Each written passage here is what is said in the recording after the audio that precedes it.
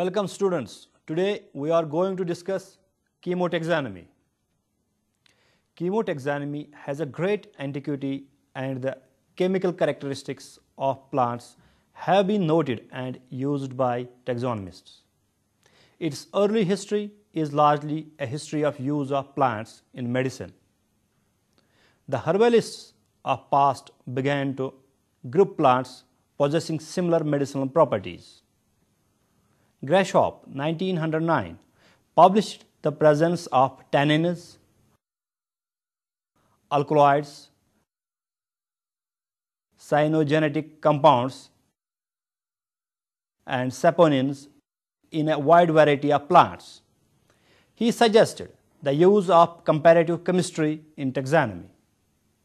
McNair, in 1935, has tried to apply comparative chemistry in taxonomy. According to him, any one alkaloid rarely occurs in more than one family, but may occur in several members of one family. For example, protopine in the Papaver family. This alkaloid, protopine, is not found in any plant of other families.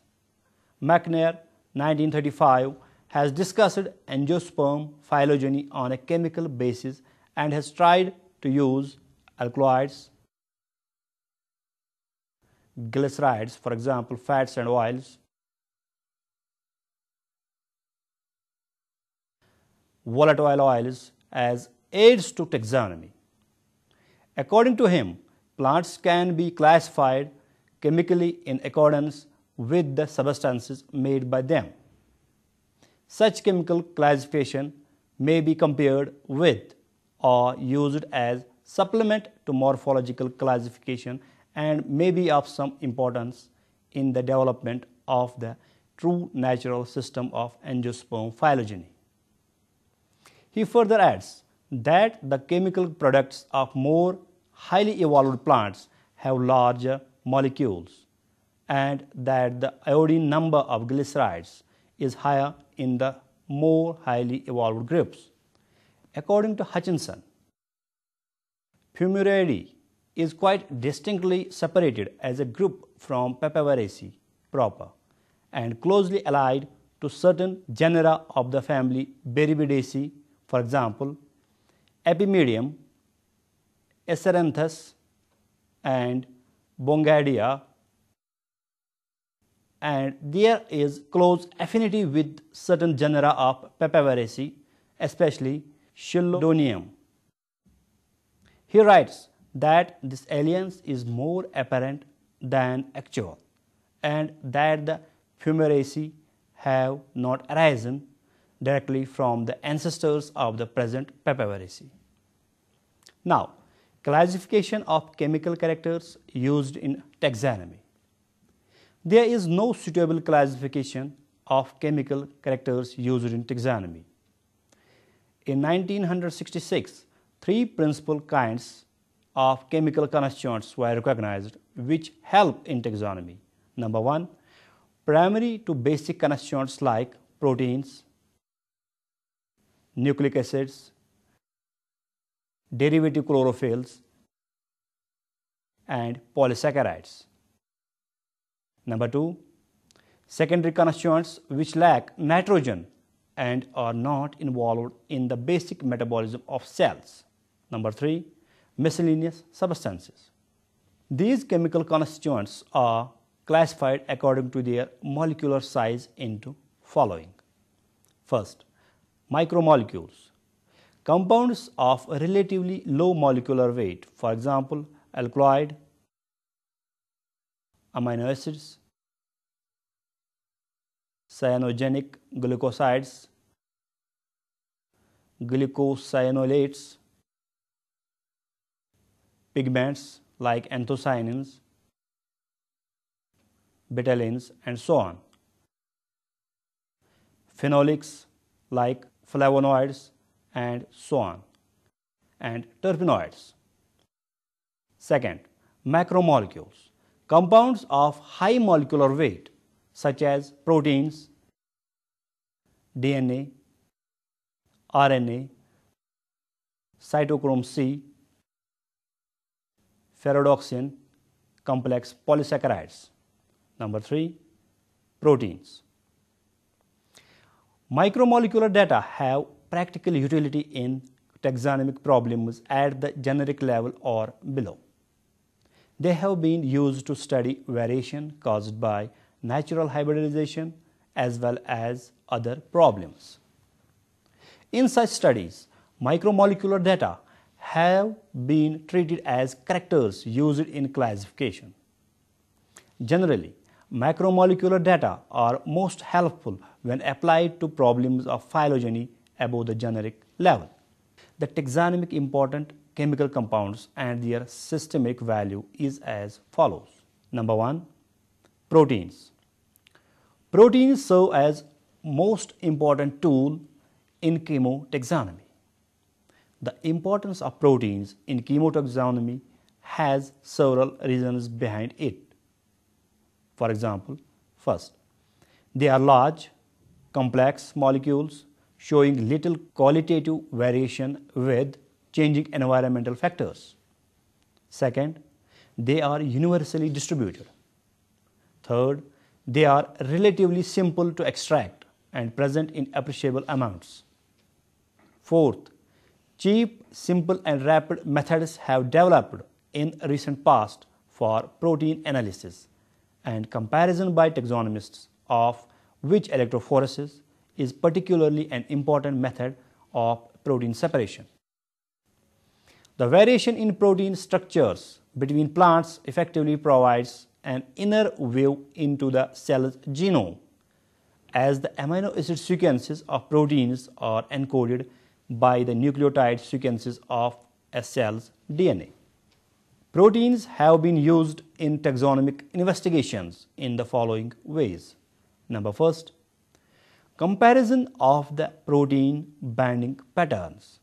In recent times, protein binding patterns obtained by gel electrophoresis have been focused on the problem of identification of critical taxa, their relationship and taxonomic status. Taxonomic interpretation should be based on comparison of proteins from homologous organs of the same age in order to avoid any confusion due to variability of proteins. Considerable variation in protein complements has been recorded at the level of species and genus and even between the same plants in different populations. These form evidences upon which taxonomic systems may be founded, tested, or demolished. It has been possible to obtain useful systematic information from electrophoretic analysis of crude biological protein samples. For example, Johnson and Hall, 1965, have demonstrated the phylogenetic affinity in Terpenoids by the process of protein electrophoresis. This process also helped in establishing a close relationship between Vishya and Lathyrus. Interspecific variation among 8 species of Cassia were evaluated on the basis of these protein and mitochondrial DNA RFLP by gel electrophoresis as well as pollen protein patterns. Number 2, amino acid sequence studies of homologous proteins. Comparison of amino acid sequences of homologous proteins from different taxa has also provided a powerful tool for evolutionary and systematic studies. The degree of similarity in the amino acid sequence is presumably proportional to the degree of genetic relationship. For example, based on amino acid sequence studies, Martin and his associates have tried to trace the phylogeny of various taxa like Malvaceae, Ranunculaceae, Magnoliaceae, Polygonaceae, Martales, and some Solanaceae, and have elucidated the phylogeny and taxonomy of angiosperms. Number 2, amino acids. There are 2 groups of amino acids present in the plant cells. They are: first, protein amino acids; second, non-protein amino acids. Now, we will discuss them one by one. First, protein amino acids. They are the building blocks of the proteins and are released on hydrolysis of proteins. They are universally distributed in plant tissues. Amino acids are present in the free form in various plant cells. Has also been used as a taxonomic factor in some cases. Shellad and Jolliffe, 1968, studied the free amino acid composition of the pollens of 11 different grass species and found it to be similar in all the species. Generally, free amino acids are usually higher in pollen than in leaves or other plant tissues. Hence, free amino acid composition of pollens has been used to study the homology between various species. For example, Asteraceae, Cassia, etc. However, it is very difficult to draw any conclusion on evolution based upon the data on free amino acid composition alone, as amino acid composition alone greatly varies with climatic and nutritional conditions as well as with storage and handling patterns. Second, non-protein amino acids. They are not found in combination in proteins and are more numerous, estimated to be about 300 in number. The non-protein amino acids are discontinuous in distribution and less susceptible to rapid change, which increase their taxonomic value. They occur in plants which are only distantly related. The occurrence of such compounds may be explained by the fact that different plants can probably produce the same amino acid by different biochemical routes. Several workers have studied the taxonomic potential of such amino acids. Following are a few examples of taxonomic significance of specific non-protein amino acids present in different groups. First, acyl ornithine has been identified as the main non-protein amino acid in Fumariidae under the Fumaraceae. It has also been found in ferns and grasses. Second, canavanine have been detected only in 60% of the species under Lotoidea of the Leguminaceae. The prevalence of canavanine was considered as an advanced character as it was unknown from the primitive tribes Podaliri and Sophore.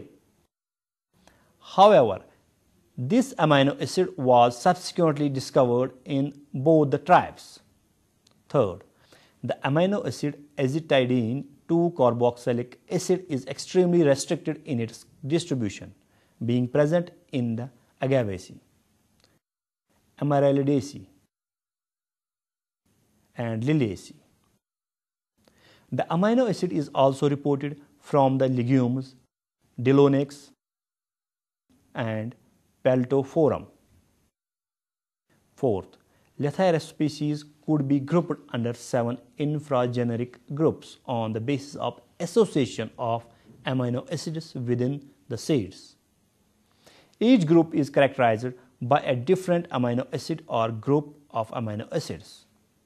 Fifth, species of the section Gummiferae of the genus Acacia can be recognized easily on the basis of amino acid contents of their seeds. Sixth, 4 infrageneric groups have been recognized in the genus Vicia on the basis of distribution of amino acids. Seventh, free amino acid lathyrine is also known only in the genus Lathyrus, and this supports the present circumscription of the genus. Now, we will discuss flavonoids. Flavonoids are the largest group of naturally occurring phenols. Phenols contain the hydroxyl group attached directly to the aromatic nucleus. They are mostly found in the vacuoles of the plant cell. Various types of flavonoids include flavones, flavonones, isoflavones, isoflavonoids, flavonols, anthocyanidins, chalcones, aerones, and biflavonyls. Cronquist and Takhtajan placed the jugulandales in the Hemimelidae, but Thron assigned jugulandaceae to the rutales. But the presence of 5 methoxylated flavonols relationships with the Hemimelidae. Flavonoids are present in leaves, flowers, and fruits. They function not only as insect repellents but also play a vital role in resisting chronic pests and pathogens, and by interaction with plant hormones, they regulate certain growth processes. These chemically complex compounds are easily and quickly identified, have great structural variations, widespread in distribution, and physiologically relatively stable, which makes them taxonomically significant. The use of flavonoids in evaluating contemporary classificatory systems has been mainly based on their distribution patterns, that is, their presence or absence. Phytochemical taxonomists have considered them as evolutionary markers due to many positive correlations than they display. The primitive and advanced types of flavonoids in angiosperms were deduced by Harborn in 1977. According to Swain, 1975, during the course of evolution, flavonoids increased in their structural complexity from the primitive glycoflavones in Cara to the proanthocyanidins in ferns, gymnosperms, and putative angiosperm progenitors. The content of flavonoids have been found to vary in different plant organs and have also been found to vary in response to light and growth. The flower pigments, which are usually anthocyanins and anthoxanthins, vary greatly and have been shown to be under genetic control. It is also reported that the anthocyanin production increases with the deficiency in nutrients such as nitrogen and phosphorus.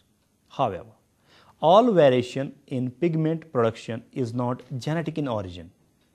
In general, vegetative tissue extracts are more reliable and convenient in chemotaxonomical evidences than flower pigments, which are too variable. Many phylogenetic inferences have been based on these characters in various groups. Following are few examples. The flavonoid systematic of the genus Perideridaria was studied by Giannasi and Chuang in 1976, who found that although the 16 species studied by them had the same flavonoids, they could be categorized into 3 discrete groups. They are: first, those producing only flavonols; second, those with flavonols mainly and a few flavones; third, those which produce flavones predominantly. An exclusive survey of the families Umbelliferae and Arelaceae by Hagnier in 1971 revealed that the 2 families are closely related. Hagnier also concluded that they may be regarded as constituting the order Urabiliales, which in turn may have evolved from a Rutilian stock. Analysis of flavonoids of leaf of Liliaceae, Giannasi, Cyperaceae, and Poaceae suggest that all these families have arisen from liliaceous ancestors. The flavonoid pattern of 5 species of Tragopogon of Asteraceae and their F1 and F2 hybrids were studied, and all the species and their population showed different chromatographical results. Flavonoids may have been used in the estimation of generic affinities in Ulmaceae and of species relationships in Chenopodium. The evolutionary pathway in many taxa, for example Lemniaceae and Ruellia, have been traced based on the data of flavonoids. Flavonoid chemistry has been used to distinguish species of Spirodela which cannot be distinguished on the basis of their morphology. Now, number 4, terpenoids. The order of flowers, fruits, leaves, for example, mint and eucalyptus, and wood, for example, sandalwood, is due to essential oils, natural organic compounds called terpenes. The terpenoids have been classified on the basis of number of isoprene units present in them. For example, monoterpenoids with 2 isoprene units, for example, chitral, limonene. Sesquiterpenoids with 3 isoprene units, for example, farnesol. Diterpenoids with 4 isoprene units, for example, vitamin A. Triterpenoids with 6 isoprene units, for example, squalene. Polyterpenoids with several isoprene units, for example, rubber. Some of the chemotaxonomic applications of terpenes are mentioned below. Sesquiterpene lactones are common in the family Asteraceae, in which the oxidation level of these sesquiterpenes is sometimes specific to a tribe, subtribe, or even a genus. The absence of sesquiterpenes in the Asteraceae may be rare. It has been found that if ambrosia and its allies with Franceria and xanthium are removed from the helianthie, then the residual elements are similar to the helianae in terms of lactone distribution. Thus, there is a need to construct a separate tribe or a distinct family to accommodate allied forms of ambrosia which exhibit diversity in lactone production. Second, geographical races of Pseudotsuga menziaceae were distinguished based on the terpenoids of their conical oleoresins. Third, the classification of eucalyptus has been difficult on the basis of gross morphology. Later, the genus was divided into larger groups containing different oil combinations, which they correlated with leaf venation and bark structure. Fourth, origin of certain citrus cultivars was determined by studying their rind and leaf terpenoid pattern. Fifth, a survey of monoterpenes in 19 species of salvia indicates that terpene composition is a valid morphological trait in the analysis of introgression within a group. Sixth, gum terpentines have been used in the taxonomy of pines. Seventh, there are 3 sympatric taxa of Hedioma coexisting without any sign of natural hybridization and used their terpenoids in identifying them. Now we will discuss alkaloids. Alkaloids are a heterogeneous group of organic nitrogen containing bases, often with a heterocyclic ring. The true alkaloid have a nitrogen containing heterocyclic nucleus derived from biogenetic amine, and they can be related structurally to parent bases such as isoquinoline, pyridine, piperidine, and tropane. They are byproducts of plant metabolism and are synthesized from amino acids and their derivatives. Three main categories of alkaloids are distinguished. Number one, true alkaloids. They contain a nitrogen-containing heterocyclic nucleus derived from a biogenetic amine. Number two, protoalkaloids. They are derived from amino acids but lack any heterocyclic ring. Number three, pseudoalkaloids. They are biogenetically unrelated to amino acids and are derived from terpenes, sterols, aliphatic acids, nicotinic acids, or purines. Alkaloid content can be considered as a source of taxonomic evidence, as alkaloids characterizing species of a particular taxon are frequently of the same chemical or biogenetic group. This suggests that related plants share the same pathways of alkaloid synthesis. Therefore, alkaloid content can be considered as a source of taxonomic evidence. However, mere accumulation of alkaloid does not imply taxonomic relationship at family level. Some of the taxonomic aspects of alkaloids are mentioned below. Number one, distribution of alkaloid has proved useful in the taxonomy of the Fabaceae. Of the three genera, viz. Genista, Amodendron, and Adenocarpus, under this family, Genista and Adenocarpus were included in the tribe Genistae, whereas Amodendron was placed in the tribe Sopherae, which is characterized by the presence of matrine alkaloids. However, phytochemical studies have shown that all the three genera contain amodendrine histidine alkaloids, which suggests that amodendron should be transferred to the tribe Gentiaceae. Number two, lupin alkaloids have been found in three tribes under the subfamily Lotoidea of the Fabaceae, viz. Sopherae, Genistae, and Podalerae, which suggests that these tribes may have originated from a common ancestral stock. Number three, alkaloids are useful in taxonomic studies in papaver and argemone, veratum, lupinus, and caryophyllales.